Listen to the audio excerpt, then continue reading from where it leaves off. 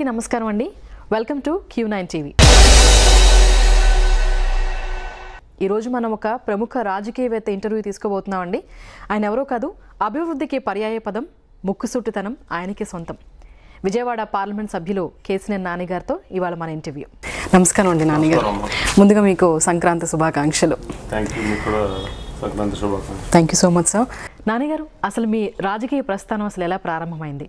అంటే మొదటి నుంచి కూడా మనం చూసుకుంటే మా తాతగారు కేసినేని వెంకయ్య గారు ఆయన ఒక కాంగ్రెస్ వ్యతిరేకవాది. మొదటి నుంచి ఆయన ముందు కృషికారుల పార్టీలో, అట్లాగే స్వతంత్ర పార్టీలో, తర్వాత జనతా పార్టీలో, అట్లాగే ఒక స్వతంత్ర సమరయోధుడిగా ఆయన స్వతంత్రం కోసం పోరాడినటువంటి వ్యక్తిగా జైలుకి వెళ్ళి వచ్చినటువంటి వ్యక్తి అయినా. ఆ తర్వాత ఎప్పుడు కూడా పాలిటిక్స్లో ఆయన ఉండేవాళ్ళు, కానీ ఎప్పుడు కూడా ఎన్నికల రాజకీయాలు దూరమైన, ఎన్నికల్లో పోటీ చేయడానికి. సో ఇప్పుడు అన్నగారు పార్టీ పెట్టినప్పుడు కూడా ఆయన నగరానికి అధ్యక్షుడు, కోఆర్డినేటర్గా ఉండేవాళ్ళు తెలుగుదేశం పార్టీకి. అంతకుముందు జనతా పార్టీకి సిటీ ప్రెసిడెంట్గా ఉండేవాళ్ళు. అట్లా ఎప్పుడు కూడా ఆచార్య రంగా గారికి ఆయన పార్టీ ఇప్పుడు ఏదైతే స్వతంత్ర పార్టీ ఉందో దాంట్లో ఒక మంచి యాక్టివ్ పార్ట్ ప్లే చేసినటువంటి వ్యక్తి. అట్లాగే మా అమ్మగారి నాన్నగారు కూడా ఆయన స్వతంత్ర సమరయోధుడు, సోషలిస్ట్ అయిన. సో ఇద్దరు ఉన్నటువంటి తీరు. కాకపోతే ఆ తర్వాత అనేక రకాలుగా కూడా సోషల్ యాక్టివిటీస్లో ఉన్నప్పటికీ డైరెక్ట్ రాజకీయాల్లోకి 2009లో అప్పుడు రావడం జరిగింది.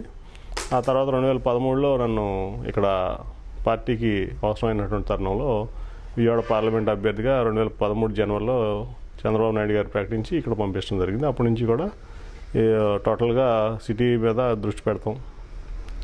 టోటల్గా కూడా ఎప్పుడు రానటువంటి విధంగా సిటీ ఒక తెలుగుదేశం పార్టీ సిటీగా దాన్ని మరల్చడానికి 2010 నుంచి 2014 వరకు కూడా మనం కృషి చేయడం జరిగింది.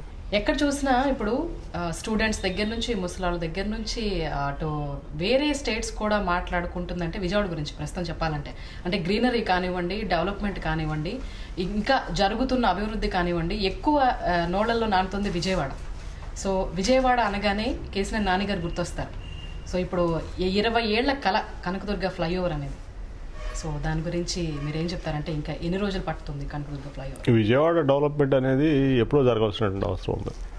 ఎందుకంటే స్వతంత్రం తర్వాత ఉన్నటువంటి పరిస్థితుల్లో అప్పుడు నిజంగా చెప్తే విజయవాడ ఒక వైబ్రెంట్ సిటీ ఎప్పుడు కూడా. దాని తర్వాత హైదరాబాద్ కంటే కూడా ఇక్కడ ట్రేడింగ్ కానీ, రకరకాల యాక్టివిటీస్ కానీ ఒక కమర్షియల్ క్యాపిటల్గా విజయవాడ ఉండేది.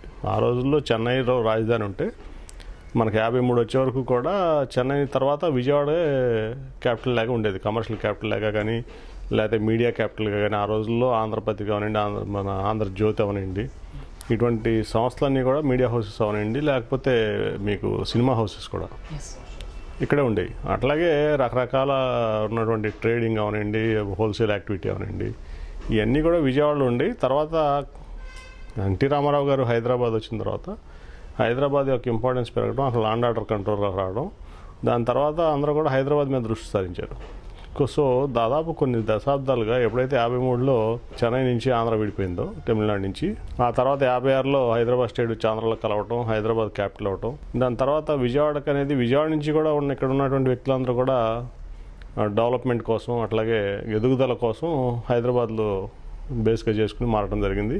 అన్నగారు వచ్చినాక ఇంకా ఎక్కువైంది అది 82 తర్వాత. ఎందుకంటే లాండ్ ఆర్డర్ అంతకుముందు కర్ఫ్యూల నగరంగా, ఎప్పుడు మత కలహాల నగరంగా ఉన్నటువంటి హైదరాబాద్లో ఒక ప్రశాంతత, ఒక సెక్యూర్డ్ ఫీలింగ్ రావడం వల్ల అక్కడ జరిగింది. దాంతో తర్వాత విజయవాడ అభివృద్ధి అనేది ఎక్కువ దృష్టి పెట్టకుండా కుంటుపడింది అది. సో దానికి విజయవాడని అభివృద్ధి చేయడమే ధ్యేయంగా మరి వాళ్ళ ప్రస్తుతం చంద్రబాబు నాయుడు గారు పనిచేస్తున్నారు. అదిగాక ఇంతకుముందు ఎప్పుడైతే ఒక కనకదుర్గ ఒక ఫ్లైఓవర్ కూడా ఏర్పాటు చేసుకునే పరిస్థితిలో విజయవాడ నగరం వెళ్ళిపోయింది. ఒక మంచి వైబ్రెంట్ సిటీ నుంచి ఒక స్లమ్ సిటీగా మారిపోయింది విజయవాడ. ఎవరో కూడా దృష్టి పెట్టాలి డెవలప్మెంట్ మీద కానీ, దేని మీద కూడా, సుందరీకరణ మీద కానీ. అంత బ్యూటిఫుల్ నగరం, ఒక ప్రకాశం బ్యారేజీ, ఒక కనకదుర్గ గుడి, ఎటు చూసిన 360 డిగ్రీల్లో ఎటు చూసినా ఒక చక్కటి పచ్చదనంతో కూడినటువంటి కొండలో, మధ్యలో నది, ఒక బ్యారేజీ, 365 days వాటర్ బాడీ లాంటి రిజర్వాయరు, అట్లాగే మీకు 3 కెనాల్స్ ఉన్న నగరం ఈ దేశంలోనే ఎక్కడ లేదు. అటువంటి నగరాన్ని పాడుపెట్టారు. సో దానికే ఇప్పుడు నేను ఎప్పుడైతే ఎంపీ అభ్యర్థిగా ఇక్కడికి 2013 జనవరిలో ముఖ్యమంత్రి చంద్రబాబు నాయుడు గారు అప్పుడు టీడీపీ అధినేతగా ఆయన 2013లో నన్ను ఇక్కడ పంపించారు. దాని మీద నెక్స్ట్ నగరానికి ఏం చేయాలనే దాని మీద ఒక ప్రణాళిక రూపొందించుకున్నాం. దాంట్లో ఫస్ట్ ఏజెండా మాది విజయవాడ కనకదుర్గ గుడి దగ్గర ఫ్లైఓవర్ వేయటం. ఆ ఫ్లైఓవర్ కూడా అంతకుముందు ప్రభుత్వంలో ఉన్నటువంటి వ్యక్తులు అది మా వాళ్ళకి కాదని చేతులు తీసినటువంటి పరిస్థితి. అప్పుడు మా ముఖ్యమంత్రిగా అప్పుడు ప్రతిపక్ష నాయకుడు ఉన్న చంద్రబాబు నాయుడు గారు అక్కడ కావాలని కూడా ధర్నా చేశారు మా బుద్ధ వెంకన్న ఆధ్వర్యంలో. ఆ తర్వాత దాన్ని ఫస్ట్ దాన్ని తీసుకోవడం, 6 నెలల్లో దాన్ని శాంక్షన్ చేయటం. ఇవాళ ఒక బ్యూటిఫుల్ ఫ్లైఓవర్గా, ఒక మాన్యుమెంట్గా వాళ్ళ తయారవుతుంది కనకదుర్గ ఫ్లైఓవర్. సో ఆ ఫ్లైఓవర్ వస్తే కింద 4 లైన్లు, పైన 6 line. So total 10 line road అక్కడ కనకదుర్గమ్మ తల్లి గుడి, ఇటు పక్క ఒక పక్క కృష్ణ, ఒక పక్కన బ్యారేజీ, ఒక మాన్యుమెంట్ లాగా అది ఉంటుంది. రేపు నగరానికి అది మణిహారం అవుతుంది. అయితే మీరు ఒక రాజకీయవేత్తగానే కాకుండా ఒక బిజినెస్ మ్యాన్ కూడా. సో అసలు కేశినేని ట్రావెల్స్ అసలు మీకు ఆలోచన అసలు ఎప్పుడు వచ్చింది? అంటే అసలు కేశినేని ట్రావెల్స్ ప్రారంభించడానికి అసలు కారణం ఏంటి? అంటే ఇప్పుడు కేశినేని ట్రావెల్స్ అనేది అంతకుముందు 1928లో మా తాతగారు one of the first bus operators of the country. Okay. So British ఎరా నుంచి కూడా తాతగారికి బస్సులు ఉండేవి 1928లో. అప్పుడు ఆయన బస్సులు కొనటం 1928లో.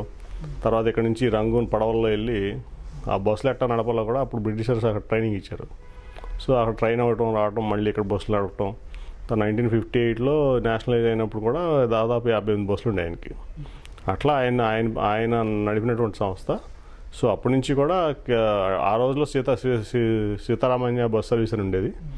తర్వాత 80s నుంచి అది కేశినేని ట్రావెల్స్కి మారి అప్పుడు 1928 నుంచి కూడా మా కుటుంబం అంతా కూడా బస్సులు వ్యాపారంలో ఉండేది. నాన్నగారు, కేశినేని ట్రావెల్స్ ఒక పెద్ద రవాణా సంస్థ అది. అయితే ఒక చిన్న మాట పట్టింపుతో మీరు మొత్తాన్ని సంస్థను ఆపేయటం జరిగింది. కారణం ఏంటి? అంటే ఇప్పుడు నాకు ఒక పెద్ద ఆయన చెప్పారు, ఏ బిజినెస్ అయినా చేయాలి కానీ లెజిటిమేట్గా చేయాలి. అవినీతివంతులైనటువంటి కొంతమంది రకరకాలైనటువంటి వ్యాపారాలు చేస్తున్నప్పుడు నీతివంతులకి ఇప్పుడు గంజాయి వనంలో తులసి మొక్క ఉండలేదు. సో తులసి మొక్క అట్లా గంజాయి వనంలో ఉన్నది, వాళ్ళ గంజాయి వనం అయిపోయింది వ్యాపారాలన్నీ. సో అధికారులంతా కూడా వాళ్ళకు వంత పడటం జరుగుతుంది. కాబట్టి నిజాయితీ పరులు అయినటువంటి వ్యాపారస్తులు వ్యాపారం చేయలేనటువంటి పరిస్థితుల్లో అది చేయకపోవడమే బెటర్ అనుకుని మానేయడం జరిగింది. అంటే ఇప్పుడు నాని గారు ఒక మాట చెప్తే అంతేనా, మళ్ళీ ఏమన్నా దాన్ని స్టార్ట్ చేసే ఆలోచనలు ఉన్నాయి? లేదు, ఇప్పుడు ఒకసారి నేను మాట్లాడానంటే దాని మీద నిలబడేటువంటి వ్యక్తిని ఎట్టి పరిస్థితుల్లో కూడా ఒక నిర్ణయం తీసుకునే ముందు 1000 సార్లు ఆలోచిస్తే, తీసుకున్న తర్వాత దాని గురించి అది ఎంత నష్టం వచ్చినా సరే దాని గురించి వెనకాడే పరిస్థితి. టాటా ట్రస్ట్ 265 గ్రామాలని దత్తత తీసుకుని అభివృద్ధి చేయటం చిన్న విషయం కాదు సార్. అది ఒక్కొక్క గ్రామాన్ని రాజకీయ నాయకులు తీసుకున్న వాళ్ళు ఉన్నారు, అలాగే ప్రముఖ సినీ నటులు కూడా తీసుకున్న వాళ్ళు ఉన్నారు. కానీ 265 గ్రామాలు, అసలు దాని గురించి మాకు వివరంగా చెప్పండి. అది ఒక రకంగా ఒక కమిట్మెంట్, డెడికేషన్, అట్లాగే దానికి లక్ కూడా కలిసి వచ్చింది. ఆ రోజు ఉన్నటువంటి పరిస్థితుల్లో ఒక్కొక్క గ్రామం దత్తత తీసుకోవాలని చెప్పి సెంట్రల్ గవర్నమెంట్ ఒక అడ్వైజ్ ఇచ్చింది. అడ్వైజ్ మాత్రమే, అది దానికి ఫండ్స్ ఇవ్వాలి ఎవరికి కూడా. ఆ పరిస్థితుల్లో టాటా ట్రస్ట్ అయితే బాగుంటుందని భావించినటువంటి పరిస్థితుల్లో టాటా ట్రస్ట్ యాక్చువల్గా రూరల్ ఇండియాలో చాలా మంచి సేవలు అందిస్తాం.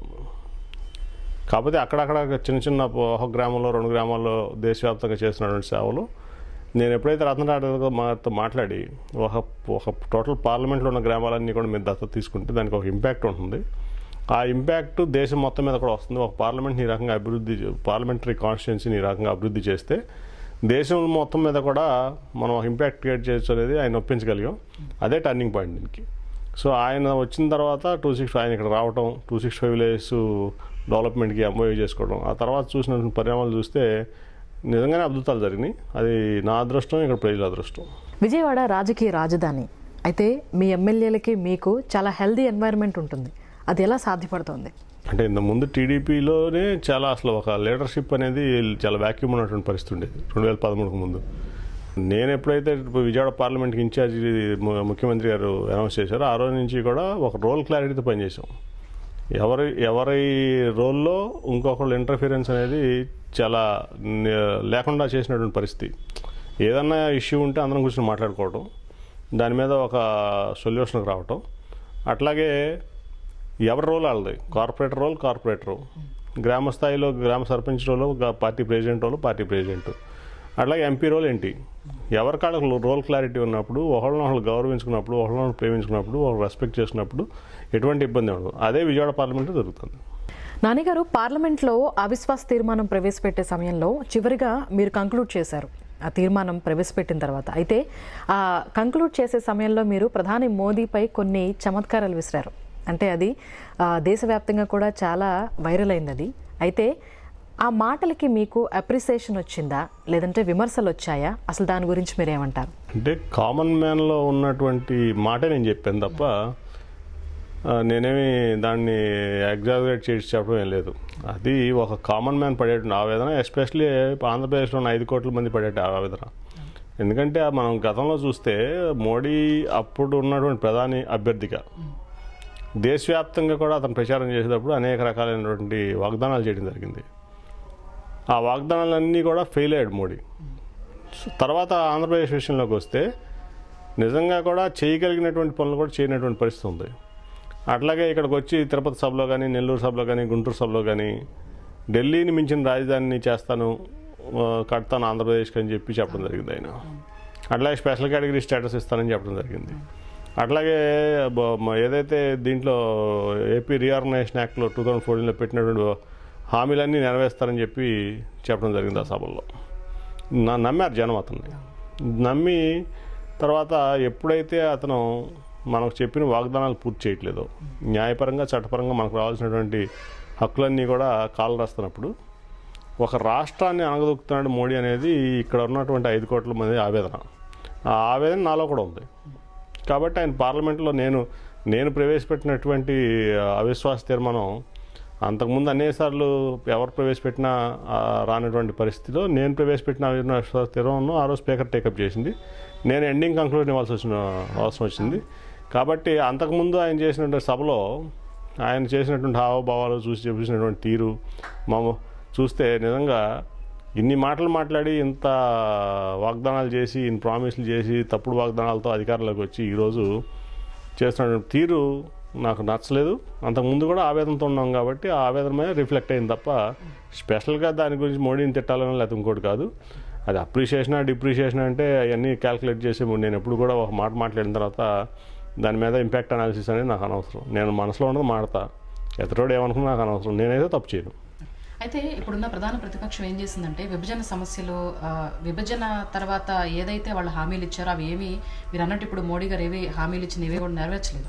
అయితే వైఎస్ఆర్సీపీ వాళ్ళు ఏంటంటే పార్లమెంట్ సభ్యులు రాజీనామా చేయడం జరిగింది. ఆ సమయంలో తెలుగుదేశం ఎంపీలు చేయలేదు అన్న ఒక విమర్శ కూడా ప్రతిపక్షాల నుంచి కానివ్వండి, లేకపోతే వచ్చిన కొత్త పార్టీ వాళ్ళ నుంచి కానీ వచ్చినాయి. దానికి మీరేమంటారు? ఇప్పుడు ఎంపీని ఎన్నుకుంది ప్రజలు 2014 నుంచి 19 వరకు ఒక 5 ఏళ్ళ టర్మ్కి. ఆ 5 ఏళ్ళు ఉండి పార్లమెంట్లో ఉండి పోరాడితే ఆ పోరాటానికి ఫలితం ఉంటుంది. ఫలితం లేకపోయినా కనీసం ప్రజల నుంచి ఒక అప్రిషియేషన్ వస్తుంది. ఢిల్లీలో పార్లమెంట్లో పోరాడవలసిన సమయంలో పార్లమెంట్లో లేకుండా మేము రాజీనామాలు చేసి ఇక్కడ ఆంధ్రప్రదేశ్లో ఉంటానంటే అది బీజేపీతో కుమ్మక్క అయినటువంటి రాజకీయం అది.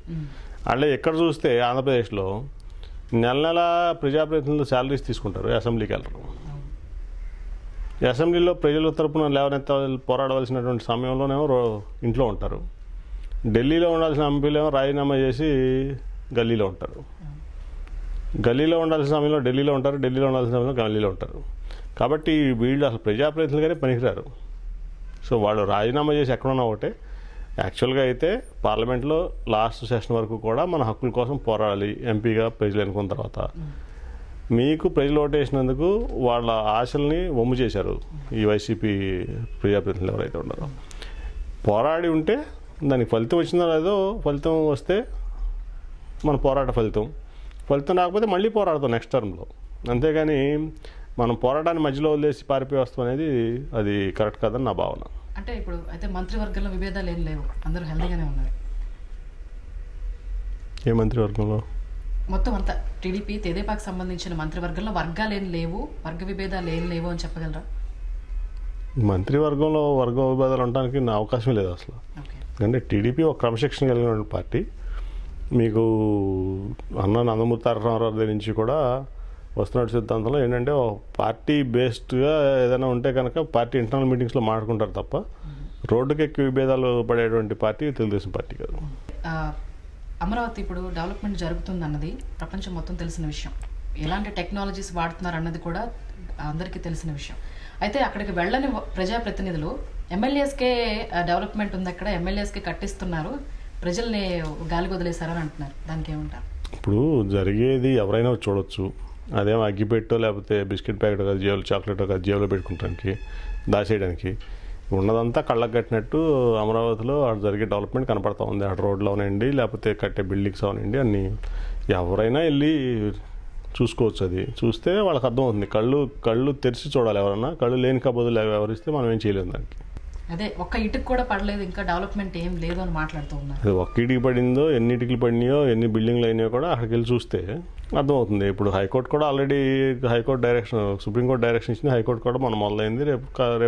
రేపు అమరావతికి షిఫ్ట్ అవుతుంది విజయవాడ నుంచి. ఇప్పుడు ఉన్నటువంటి మొత్తం సెక్రటరియట్లో హైదరాబాద్ నుంచి 10 ఏళ్ళు కాలం ఉండాల్సిన హైదరాబాద్లో సెక్రటరియట్ అంతా కూడా విజయవాడ షిఫ్ట్ అయింది, అమరావతికి షిఫ్ట్ అయింది. కాబట్టి ఆ డెవలప్మెంట్ ఎంత ఉందనేది రోజు వెళ్ళి చూస్తే తెలుస్తుంది. కానీ అసెంబ్లీకి కూడా వెళ్ళని ప్రజాప్రతినిధులకి ఎక్కడ తెలుస్తుంది? తెలియదు కదా. ఇప్పుడు మొత్తం 7 నియోజకవర్గాల్లో 3 అర్బన్ 4 రూరల్ ఉన్నాయి మీ నియోజకవర్గాల్లో. సో ఈసారి ప్రజల మనసు ఎలా ఉందనుకోవచ్చు? ప్రజల మనసు ఎప్పుడు మంచి చేసేవాళ్ళ పక్కనే ఉంటుంది. వాళ్ళకి మంచి చేసేవాళ్ళ పక్కన ఉంటుంది, ఆ ప్రాంతానికి డెవలప్మెంట్ చేసేవాళ్ళ పక్కన ఉంటుంది. ఎవరు డెవలప్మెంట్ చేస్తున్నారు, ఎవరో ప్రజలకు సంక్షేమం చూపిస్తున్నారంటే వాళ్ళ పక్కనే ప్రజలు చూపు ఉంటుంది, డౌట్లెస్గా. సో ఇంకా కమింగ్ అప్ విజయవాడలో ఏవైనా ప్రాజెక్ట్స్ రాబోతున్నాయి? విజయవాడ రేపు రాబోయే విశ్వనగరం, డౌట్ లేదు. Amaravati is a dream of the CM which has to become a reality. But Vijayawada is a reality which is going to become more transformed. Okay, అయితే మరో సింగపూర్లో మారబోతుంది అనుకోవచ్చు మన విజయవాడ? సింగపూర్ అంటే ఆల్రెడీ విజయవాడకున్న బ్యూటీ విజయవాడకు ఉంది. విజయవాడకున్న బ్యూటీ వేరే సిటీస్తో కంపేర్ చేయలేం. ఇట్స్ యూనిక్ బ్యూటీ విజయవాడ అనేది. ఇందాక మీకు చెప్పా ఏంటంటే విజయవాడ ఒక వెరీ బ్యూటిఫుల్ సిటీ. దాన్ని మనం నీట్గా క్లీన్గా దాన్ని ఉంచాల్సిన విధంగా ఉంచితే విజయవాడ అంత అందమైన నగరం, ప్రశాంతమైన నగరం ఈ ప్రపంచంలోనే ఉండదు. అయితే ఇప్పుడు 24 టెలిమెడిసిన్ సెంటర్స్ని ఏర్పాటు చేయడం జరిగింది. సో అసలు ఆ ఆలోచనకి ఏది నాంది పలికింది మీకు? ఇప్పుడు మెయిన్గా మనకి మెయిన్ ఇష్యూ ఎక్కడ వస్తుందంటే హెల్త్. మీకు ఎక్కువ డబ్బు ప్రజానీకానికి ఖర్చేది హెల్త్లో. ఇవాళ మీకు గ్రామీణ ప్రాంతం నుంచి తీసుకుంటే పాపం వాళ్ళు చాలా పేదరికంలో, నిరుపేదరికంలో బతుకుతూ ఉంటారు. వాళ్ళని ఆర్ఎంపీ డాక్టర్లు ఇటువంటి వ్యక్తులు కొంత మోసం చేస్తూ ఉంటారు. సో గ్రామీణ ప్రాంతంలో చివరి వరకు ఆరోగ్యం అనేది బాగుండాలనేది చంద్రబాబు నాయుడు గారి ఆశయం, అట్లాగే రతన్ టాటా గారి ఒక లక్ష్యం. అది నాకు కూడా ఒక ఆశ. మా ముగ్గురు ఆలోచనలకి రూపమే ఈ టెలిమెడిసిన్ సెంటర్ కానీ హెల్త్ స్కీమ్ కానీ. ఇప్పుడు టోటల్గా ఓవరాల్గా తీసుకుంటే 10 లక్షల మందికి 360 degrees హెల్త్ కవర్ చేసాం విజయవాడ పార్లమెంట్లో. యూనిక్, ఎక్కడ కూడా మీకు దేశంలో ఎక్కడ తీసుకున్నా ఇటువంటి స్కీమ్ ఉండదు. ఇప్పుడు ఆల్రెడీ 3rd year రన్ అవుతుంది. ఆల్రెడీ ఏదైతే గవర్నమెంట్ ఇచ్చేటువంటి హెల్త్ స్కీమ్స్ ఉన్నాయో, ఎన్టీఆర్ హెల్త్ స్కీమ్ కానీ, గవర్నమెంట్ హాస్పిటల్స్ కానీ, ఇవి కాకుండా 10 lakh పీపుల్కి ఏజ్తో సంబంధం లేదు, పుట్టబోయే బిడ్డ దగ్గర నుంచి చనిపోయే వ్యక్తి వరకు, డబ్బుతో సంబంధం, క్లాస్ లేదు, పూర్ కాదు, రిచ్ కాదు, from poor of the poorest to rich of the richest వరకు 10 lakh పీపుల్ 265 విలేజెస్లో ఈ స్కీమ్ కవర్ చేస్తాం. ఏదంటే గవర్నమెంట్ స్కీమ్స్ ఎక్కడైతే లేవో, ప్లస్ గవర్నమెంట్ స్కీమ్స్ కొన్ని వైట్ కార్డ్ హోల్డర్స్కే కొన్ని ఉంటాయి, మామూలు వాళ్ళకు ఉండవు. వాళ్ళకు కూడా ఇది వర్తించేటట్లు టైఫాయిడ్ కానీ, మలేరియా కానీ, డెంగ్యూ కానీ, లేకపోతే ఈ మధ్య వరకు కూడా డెలివరీస్ గవర్నమెంట్లో కవర్ అవ్వాలి. గవర్నమెంట్ హాస్పిటల్స్ కానీ, ఎన్టీఆర్ హెల్త్ స్కీమ్స్ అవి కూడా ఒక్కొక్క ఆడబిడ్డకి 10 నుంచి 30 వేలు అయ్యాయి. అటువంటి మీకు ఆల్రెడీ మోకాళ్ళ ఆపరేషన్ నుంచి, హార్ట్ స్టంట్ల దగ్గర నుంచి అనేక కార్యక్రమాలు ఈ స్కీమ్లో తీసుకున్నాం మేము. దాదాపు కొన్ని వేల కుటుంబాలకు బెనిఫిట్ అయింది 10 లక్షల మందిలో, 165 గ్రామాల్లో. సో ఎందుకంటే ఒక ఆరోగ్యం కోసం ఒక్కొక్క ఇబ్బంది వస్తే ఇంటికి ఆ కుటుంబం అప్పులు పాలైపోయిన పరిస్థితి మేము చూసాం. ఆరోగ్యం దృష్ట్యా ఇప్పుడు ఒక ఆర్ఎంపీ డాక్టర్ దగ్గరకో లేకపోతే ఒక కార్పొరేట్ హాస్పిటల్కి వెళ్తే వాళ్ళకి ఎన్ని లక్షలు ఖర్చు అవుతుందో కూడా చెప్పలేము. ఒక్కోసారి తలకు మించిన భారం అయిపోయి, అప్పులు పాలైపోయి కుటుంబాలు వీధిని పడుతున్న పరిస్థితుల్లో ఈ స్కీమ్ తీసుకొచ్చాం. 3 ఏళ్ళు నడుస్తుంది. టోటల్గా కూడా ఇట్స్ 360 degree స్కీము. మీకు ఎక్కడన్నా కూడా మీకు ఈ టాటా హెల్త్ కార్డ్ ఇస్తాం, స్వస్థ కుటుంబం దాని పేరు. 10 లక్షల మంది వెళ్ళి corporate hospital 80-90 corporate hospitals identify చేసాం. ఆ హాస్పిటల్స్కి వెళ్తే ఉచితంగా వైద్యం చేస్తారు ఇన్ పేషెంట్స్కి. అట్లాగే ఇప్పుడు టెలిమెడిసిన్ సెంటర్ ప్రతి మండలానికి ఒకటి, 16 మండలాలు ఉన్నాయి. 16 మండలాల్లో 24 పైన పెడతాం, ఇంకా పెడతాం. ఎనీ ఇబ్బంది వచ్చిన వాళ్ళు వెంటనే టెలిమెడిసిన్ సెంటర్కి వెళ్తే అక్కడ ఇమీడియట్గా అధునాతనమైన టెక్నాలజీతో ఇమీడియట్గా హబ్కి కనెక్ట్ అవుతారు వీడియో కాన్ఫరెన్స్లో. అక్కడ ఒక ప్రొఫెషనల్ నర్సు ఉంటారు. అక్కడ నుంచి వీడియో కాన్ఫరెన్స్లో హబ్లో ఉన్నటువంటి ఎక్స్పర్ట్ డాక్టర్స్ని తీసుకుంటారు. Immediate doctor patient face to face మాట్లాడుకుంటారు. అధునాతనమైన టెక్నాలజీ, మీకు బీపీ ఉన్నా షుగర్ ఉన్నా ఏదున్నా సరే మొత్తం అన్నీ కూడా ఆటోమేటిక్గా డాక్టర్ స్క్రీన్ మీద కనబడిపోతూ ఉంటాయి. ఈ నర్స్ కూడా ప్రాంప్ట్ చేసే పని ఉండదు ఎక్కడ కూడా. ఇమీడియట్గా మీకు ప్రిస్క్రిప్షన్ ఆన్లైన్లో అక్కడ ప్రింట్అవుట్ వచ్చేస్తుంది. అది తీసుకుని పక్కనే దాంట్లో మందుల షాప్కి వెళ్తే 30% మందులు 30% రేట్కి క్వాలిటీ మందులు, ఎక్కడా కూడా డూప్లికేషన్ ఉండదు. టాటా ట్రస్ట్ అంటే టాటా అంటేనే క్వాలిటీ. అట్లాగే మీకు దాదాపు 80-84 టెస్టులు అక్కడే చేసేస్తారు. ఆ రిపోర్ట్ డాక్టర్కి ఇస్తే అమ్మటే మీకు మందు ఇస్తారు. మీకు కార్పొరేట్ హాస్పిటల్ కంటే బాగా దాంట్లో టెలిమెడిసిన్ సెంటర్లో వైద్యం జరుగుతుంది. ఇన్ పేషెంట్గా వెళ్ళాలంటే టాటా స్వస్థ కుటుంబ కార్డు తీసుకెళ్తే 10 లక్షల మంది ఇన్ పేషెంట్ వైద్యం ఫ్రీగా జరుగుతుంది. సో ఇది 3వ సంవత్సరం అవుతుంది. 10 లక్షల మందికి ఆరోగ్య భద్రత కల్పించాం. అది వెరీ హ్యాపీ. ఇప్పుడు అట్లాగే ఇప్పుడు 2 బస్సుల్లోనే ఇంక్లూడింగ్ క్యాన్సర్ కూడా టెస్ట్ చేసేటువంటి అధునాతన మొబైల్ హెల్త్ బస్సెస్ తీసుకొచ్చాం. దాంట్లోనే ఈ ఊరు వెళ్ళి ప్రతి ఒక్కళ్ళు ఆరోగ్య 10 లక్షల మంది కూడా మొత్తం మేము డేటా క్యాప్చర్ చేసి పెడితే ఎక్కడైనా సరే వీళ్ళు ఇండియాలో ఎక్కడికి వెళ్ళి వేసినా పలానా రోజు నీకు ఈ ముందు ఇచ్చారు కదా, మళ్ళీ నీకు ఇప్పుడు ఈ రిక్వైర్మెంట్ ఉంది అని ఏ డాక్టర్కైనా చూపించుకోవచ్చు వాళ్ళని ఆ యూనిక్ ఐడి నెంబర్ చెప్తే. సో అటువంటి కార్యక్రమాన్ని కూడా శ్రీకారం చుట్టాం. ఇది దేశంలోనే 10 లక్షల మందికి కవర్ అయినటువంటి హెల్త్ స్కీము దేశంలోనే ఎక్కడ లేదు. అదే విజయవాడలో ట్రాఫిక్ అనేది పెద్ద పద్మవ్యూహం సార్. సో ఇప్పుడు బెన్సర్కి ఫ్లైఓవర్ నిర్మాణం అయితే జరుగుతుంది. సో ఎప్పుడు తెరబడబోతుంది ట్రాఫిక్ సమస్యలకి? ఇప్పుడు నేను ఇప్పుడు ఎట్లా నన్ను ట్రాఫిక్ ఎక్కువగా ఉంది విజయవాడలో నన్ను ఎవరినంటే మీ ఇంట్లో ఎన్ని కార్లు ఉన్నాయని అడుగుతా. వాళ్ళు చెప్తారు నాకు ఒక కారు, నా వైఫ్కి ఒక కారు, మా పిల్లలకు 2 కార్లు, మళ్ళీ అల్లుళ్ళు కూడా ఉంటే వాళ్ళకి కారు. ముందు ఇంటికి ఒక కారు ఉంటే హ్యాపీ. మన చిన్నప్పుడు ఎన్ని కార్లు ఉండేవి? ఒక ఇంటికి ఒక కారు కూడా ఉండేది కాదు. ఇవాళ ఇంటికి ఒక 7 కార్లు ఉంటున్నాయి మినిమం. సో అదొక సమస్య. అది పక్కన పెడితే పబ్లిక్ ట్రాన్స్పోర్ట్ ఎక్కువ వాడాలి. సో అది సమస్య పక్కన పెడితే వాళ్ళ కనకదుర్గ ఫ్లైఓవర్ కానీ లేకపోతే బెంచ్ సర్కిల్ ఫ్లైఓవర్ కానీ ఇప్పుడు బైపాస్ వస్తూ ఉంది. రేపు మళ్ళీ అమరావతి వెళ్ళడానికి విజయవాడ దాకా రాకుండానే నిన్న ఐకానిక్ బ్రిడ్జ్ కోవడానికి శంకుస్థాపన చేశాం. 48 కిలోమీటర్స్ బైపాస్ ఒకటి వస్తుంది. ఇవన్నీ వచ్చేస్తే ట్రాఫిక్ ఈజ్ అవుతుంది. ఇవన్నిటికంటే ముందు ఎవరికాళ్ళు సెల్ఫ్ కంట్రోల్ ఉండాలి. ఇప్పుడు ఇంటికి ఒక 7 కార్లు పెట్టుకుని ట్రాఫిక్ పెరిగిపోతుందంటే ఎవరు ఇళ్ళు పాల్గొట్టి ఎవరు షాప్ పట్టుకొట్టి రోడ్డు వేస్తాం మేము? వేయలేం కదా. ఇప్పుడు బందర్ రోడ్డో లేకపోతే ఏలూరు రోడ్డో తీసుకుంటే అది ఎక్స్టెన్షన్ మీద ఎక్స్టెన్షన్ చేస్తూ ఉన్నాం. ఎవరో ఆస్తి పాల్గొట్టి రోడ్డు వేయాల్సి వస్తుంది. ఎందుకు? ఒక్కొక్క ఇంటికి 7 కార్లు ఉండబట్టి. ముందు మనం కంట్రోల్ చేసుకుని ఇంటికి ఒక పబ్లిక్ ట్రాన్స్పోర్ట్ ఎక్కువ వాడాలి. రేపు అమరావతి వస్తే పబ్లిక్ ట్రాన్స్పోర్ట్కి అందుకే ముఖ్యమంత్రి గారు ఎక్కువ ప్రాధాన్యత ఇస్తున్నారు.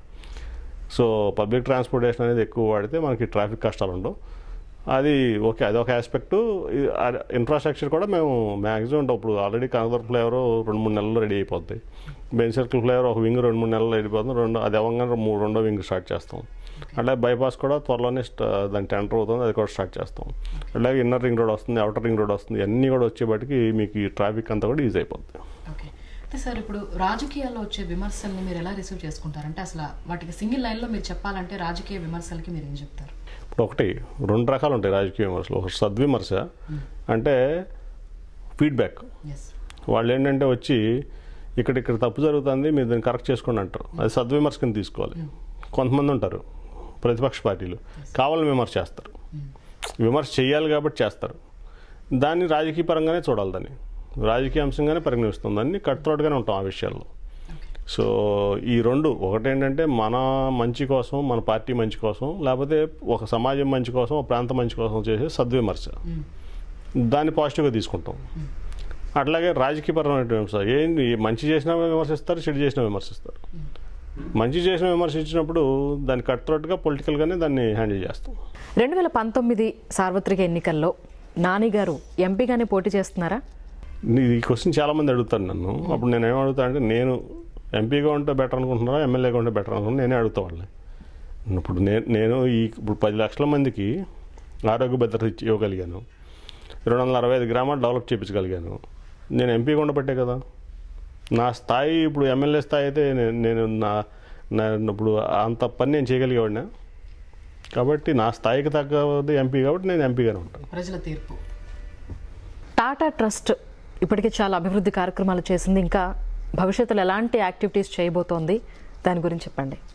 టాటా ట్రస్ట్ ఒక లైఫ్ స్టైల్ చేంజ్ తీసుకురావాలని చెప్పి ప్రజల్లో కోరుకుంటుంది. జనరల్గా టాటా ట్రస్ట్ అనేది జనరల్గా ఇప్పుడు మనం అందరూ అనుకున్నట్టు టాటా సంస్థలకు వచ్చినటువంటి 2% CSR నిధుల నుంచి ఈ యాక్టివిటీ చేస్తారని జనరల్ పర్సెప్షన్ ఉంటుంది. కానీ అది ఏ కంపెనీకి ఆ కంపెనీ చేసుకునేటువంటి CSR యాక్టివిటీ. కానీ టోటల్గా టాటా గ్రూప్స్లో ఉన్నటువంటి 150 కంపెనీలు వచ్చిన లాభంలో రతన్ టాటా వాటాకి వాటాలకు వచ్చినటువంటి మొత్తం డబ్బుల్ని ఈ భారతదేశంలో ఉన్న గ్రామీణ ప్రాంతాలని అభివృద్ధి చేయడంలో మాత్రమే ఖర్చు పెడతారు. సో దాంట్లో భాగంగా వాళ్ళు ఈ గ్రామీణ ప్రాంతాల్లో ఒక లైఫ్ స్టైల్ చేంజ్, అంటే చదువు దగ్గర నుంచి ఆరోగ్యం దగ్గర నుంచి మన రోజువారీ అలవాట్లు మార్పు తీసుకురావడంలో మెయిన్గా ఫోకస్ చేస్తారు. సో దాంట్లో భాగంగానే ఇప్పుడు టాయిలెట్లు కట్టిస్తాం. కానీ ఇప్పుడు 15,000 రూపాయలు ప్రభుత్వం ఇస్తుంది టాయిలెట్కి ఒక వ్యక్తి. కానీ కొంతమంది ముందు కట్టుకున్న తర్వాత బిల్లులు పెట్టుకోలేరు. అట్లాగే కొంతమందికి 15,000 కంటే కూడా అదనంగా 3-4 వేలు అవుతూ ఉంటాయి. అది కూడా పెట్టుకునే స్టేజ్లో పేద ప్రజలు ఉంటారు. కాబట్టి టాటా ట్రస్ట్ ముందుకు వచ్చి విజయవాడ పార్లమెంట్లో దాదాపు కొన్ని వేల టాయిలెట్లు కట్టించడం జరిగింది. దానికి ఒకసారి యావరేజ్ మీద 20,000 రూపాయలు కూడా అవుతుంది. దాంట్లో 15,000 రూపాయలు గవర్నమెంట్ దగ్గర తీసుకుంటుంది, 5,000 రూపాయలు వాళ్ళు సొంత చేతి వేసుకుని మొత్తం సొంత ట్రస్ట్ నుంచి వేసుకుని వాళ్ళు చేస్తూ ఉంటారు. అట్లా కొన్ని వేల టాయిలెట్లు కట్టడం జరిగింది విజయవాడ పార్లమెంట్లో 265 గ్రామాల్లో. అట్లాగే ఆ టాయిలెట్లు ఎట్లా ఉపయోగించాలి, దానివల్ల ఉపయోగాలు ఏంటో కూడా వాళ్ళకి అవేర్నెస్ తీసుకొస్తారు ప్రజల్లో. టాయిలెట్ కట్టించి వదిలేయటమే కాదు. అట్లాగే డ్రింకింగ్ వాటర్ కానీ, డ్రింకింగ్ వాటర్ సరైనటువంటి వాటర్ తాగడం వల్ల మనకి ఆరోగ్యం ఎంత బాగుపడుతుంది, ఎంత బాగుంటుంది, ఆరోగ్యం బాగుండటం వల్ల కుటుంబానికి ఉపయోగం ఏంటి అనేది అట్లాంటి అనేక అవగాహన కార్యక్రమాలు తీసుకోవడం.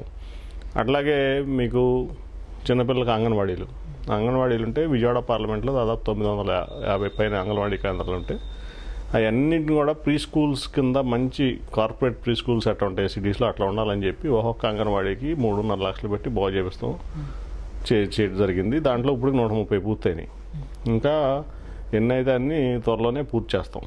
సో అంగన్వాడీకి వెళ్ళి చూస్తే ఇప్పుడు విజయవాడ పార్లమెంట్లో అన్ని అంగన్వాడీలు కూడా ఎనీ కార్పొరేట్ సిటీలో కార్పొరేట్ ప్రీ స్కూల్స్ లాగా చక్కటి వాతావరణం. ఇప్పుడు ఇంతకుముందు 5-10 మంది ఉండే అంగన్వాడీ పిల్లలు ఏ ఊరు వెళ్ళి చూసినా అంగన్వాడీలో 20-25 మంది ఉంటున్నారు, ఇంకా పెరుగుతారు.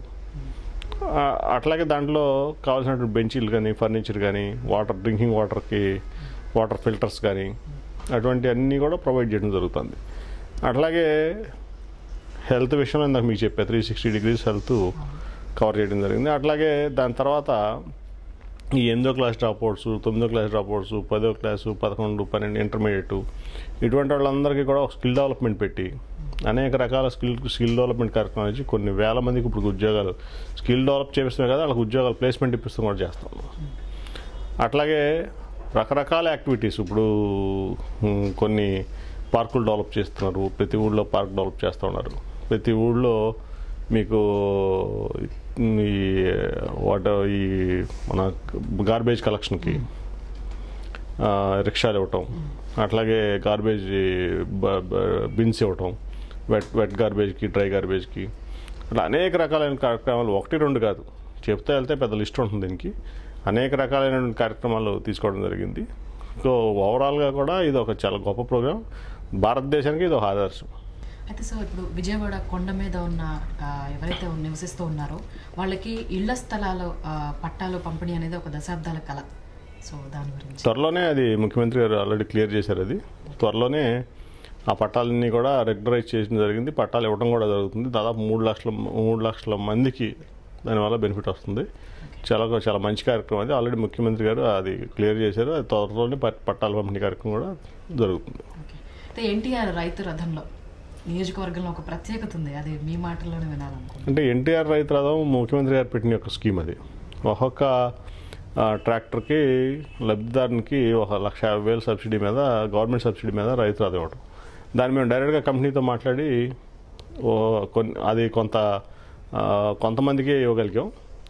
డైరెక్ట్ కంపెనీలతో మాట్లాడి విజయవాడ పార్లమెంట్లో ఉన్నటువంటి రైతులందరికీ కూడా ఎవరు కావాలంటే వాళ్ళకి ఒక్కొక్క వ్యక్తికి 1,30,000 డిస్కౌంట్ మీద మేము డైరెక్ట్గా ఇచ్చేసాం.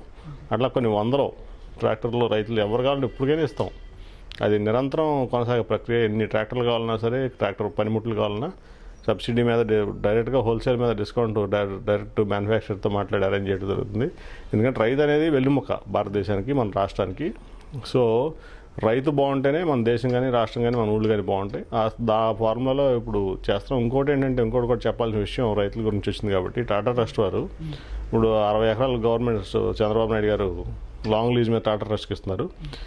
ఈ ప్రాంత రైతాంగం బాగుపడటం కోసం, ఇది మన ప్రాంతమే కాదు, ఆంధ్రప్రదేశ్ మొత్తం కూడా వాళ్ళు ఇన్వెస్ట్ చేసి దాంట్లో ఒక రీసెర్చ్ సెంటర్ ఆఫ్ ఎక్సలెన్స్ పెడుతున్నారు. దానికి దేశ విదేశాల నుంచి కూడా, ఇజ్రాయెల్ నుంచి, యూరోప్ నుంచి రకరకాల డైరీ ఫార్మింగ్ కానీ, ఫిషరీస్ కానీ, హార్టికల్చర్ కానీ, వెజిటేబుల్స్ కానీ గ్రోయింగ్కి అధునాతనమైన పద్ధతిలో ఒక తక్కువ ల్యాండ్లో ఎక్కువ పంట పండించి ఎక్కువ లాభసాటిగా ఎట్లా వ్యవసాయం చేస్తే ఎక్కువ లాభాలు వస్తాయి రైతులు కానీ, దాని మీద కూడా ఒక పెద్ద రీసెర్చ్ సెంటర్ పెట్టినా. రెగ్యులర్గా ట్రైనింగ్ క్లాసెస్ ఉంటాయి దీని మీద. అది కూడా త్వరలోనే స్టార్ట్ అవుతుంది.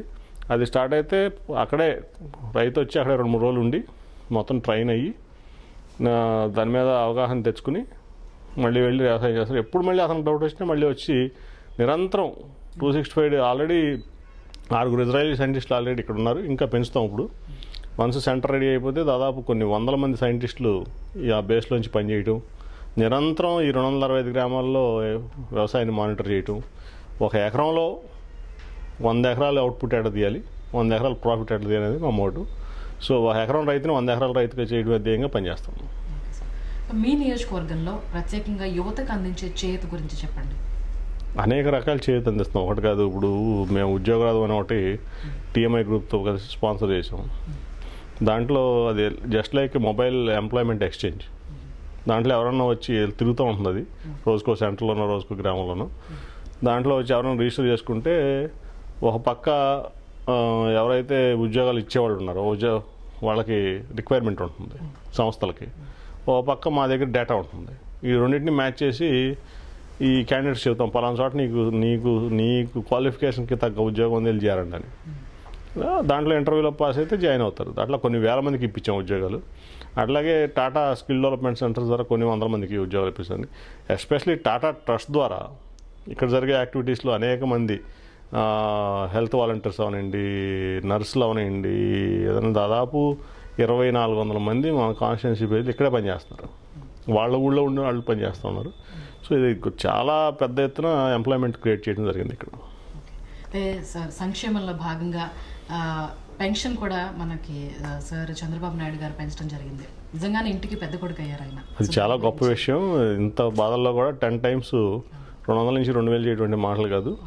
సరే, ముందు 200 నుంచి 1,000 రూపాయలు చేయడం, 1000 మళ్ళీ తర్వాత 2,000 చేయటం, ఇంత ఆర్థిక ఇబ్బందులు కూడా ఆయన వల్ల అయింది. అది ఖచ్చితంగా ఇప్పుడు దానివల్ల ఏంటంటే పెద్దవాళ్ళకు కూడా ఇంట్లో గౌరవం వస్తుంది. ఇప్పుడు సెల్ఫ్ డిపెండెన్సీ లేకుండా వాళ్ళకి హ్యాపీగా ఉంటారు. ఒక గౌరవం మర్యాద కూడా వాళ్ళకు కూడా దక్కుతుంది. వాళ్ళందరూ కూడా చాలామందితో మాట్లాడేది దీని తర్వాత నేను గ్రామాల్లో చాలా హ్యాపీగా ఉన్నారు. అందరూ కూడా పెద్దలందరూ కూడా చంద్రబాబుని నిజంగానే మా ఇంటికి పెద్ద కొడుకుగా వాళ్ళ ఇంటికి పెద్ద కొడుకుగా భావిస్తూ ఉన్నారు. సరే, అయితే ఇప్పుడు ప్రస్తుత రాజకీయాలపై మీరు చేసే కామెంట్ ఏంటి? చాలా కొత్త పార్టీలు వచ్చినాయి. అంటే ఇప్పుడు ప్రస్తుత రాజకీయాల్లో ఏంటంటే రాజకీయాలని పర్సనల్గా మారిపోయినాయి. రాజకీయాలు పాత రోజుల్లో కానీ అసలు ఉండవలసినటువంటి తీరు ఏంటంటే ఒక ఐడియాలజీ మీద, పాలసీ మీద, ఆ ఏరియా డెవలప్మెంట్ మీద, వెల్ఫేర్ మీద జరగాలి తప్ప ఈ పర్సనలైజ్డ్ రాజకీయాలు అయిపోయినాయి. కులాలుగా, మతాలుగా, ప్రాంతాలుగా, వర్గాలుగా రాజకీయాలు అయిపోయినాయి. కాబట్టి ఇవన్నీ కూడా మారాలి. కొంచెం మెచ్యూరిటీ పెరగాలి అందరిలో కూడా. పెరిగితే ఆ ప్రాంత అభివృద్ధి కోసం, ఆ ప్రాంత ప్రజల సంక్షేమం కోసం ఎవరికి వాళ్ళు కష్టపడితే, ఇప్పుడు ప్రభుత్వం ఏం చేసినా విమర్శించాలనుకుంటాం తప్పు. ప్రభుత్వం చేసిన పనుల్లో నిజంగా తప్పులుంటే విమర్శిస్తే ప్రజలు కూడా హర్షిస్తారు. దానికి ఆ పార్టీస్ కూడా మైలేజ్ వస్తుంది. ఇప్పుడు ఏమైందంటే ఏది మంచి చేసినా విమర్శిస్తున్నారు, చెడు చేసినా విమర్శిస్తున్నారు. దానిలో ప్రభుత్వం ఏం చేసినా కూడా విమర్శించే పరిస్థితుల్లో రాజకీయాలు మారిపోయినాయి. కాబట్టి అదంతా ఆ తీరు మారాలి. మారితే దేశం బాగుంటుంది. ఇప్పుడు రాబోయే ఎన్నికల్లో తెదేపా పొత్తుతో ముందుకెళ్తోందా, ఒంటరిగానే వెళుతోందా? అవన్నీ ముఖ్యమంత్రి గారు పాలిట్ బ్యూరో డిసైడ్ చేయాలి. సో అది పార్టీలో ముఖ్యమంత్రి గారు చర్చిస్తారు సరైన సమయంలో. ఆయన దాని మీద అందరితో చర్చించిన తర్వాత ఫీడ్బ్యాక్ని బట్టి ఆయన డెసిషన్ తీసుకుంటారు. సార్, చాలా అభివృద్ధి జరిగింది. చెప్పాలంటే 10 ఏళ్ల క్రితం విజయవాడ, ఇప్పుడు విజయవాడ వేరు అసలు చెప్పాలంటే. ఇంకా హైదరాబాద్ కన్నా ఇంకా డెవలప్ అవుతుందని మీ మాటల్లో మాకు అర్థమైంది. టాటా ట్రస్ట్ ద్వారా, మీ ద్వారా ఇంకా అభివృద్ధి కార్యక్రమాలు జరగాలి, పేదలకు మంచి జరగాలని కోరుకుంటూ ధన్యవాదాలు. థ్యాంక్స్ అమ్మా. చూసారు కదండి, ఇది వాళ్ళ ఇంటర్వ్యూ. మరొక ఇంటర్వ్యూలో మళ్ళీ కలుద్దాం. అంతవరకు సెలవు, నమస్కారం. Please subscribe our channel Q9 TV.